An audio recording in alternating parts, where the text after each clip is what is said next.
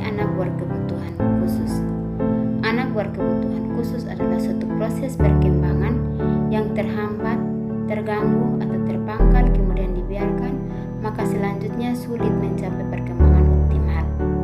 Tidak semua anak mengalami perkembangan normal, tetapi dalam perkembangannya banyak yang mengalami hambatan, gangguan, kelambatan, atau memiliki faktor risiko yang diperlakukan penanganan atau intervensi khusus. Anak berkebutuhan khusus dapat diartikan secara simpel sebagai anak yang hambat atau mengalami gangguan.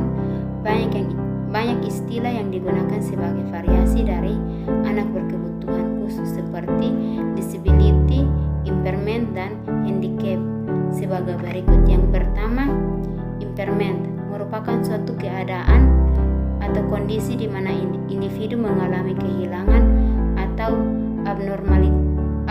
abnormalitas psikologis atau struktur anatomi secara umum pada tingkat organ tubuh.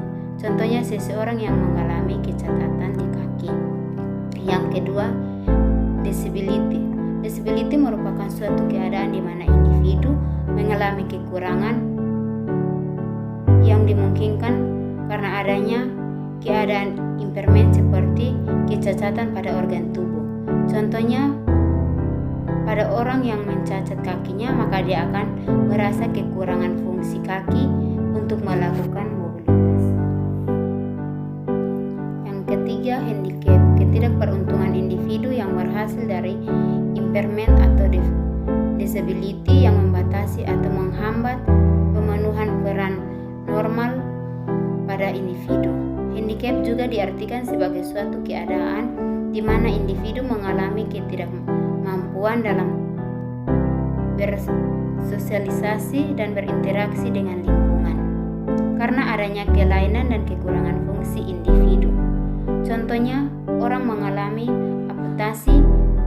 amputasi kaki sehingga untuk aktivitas mobilitasnya atau interaksi dengan lingkungan dia memerlukan kursi roda atau bantuan lain.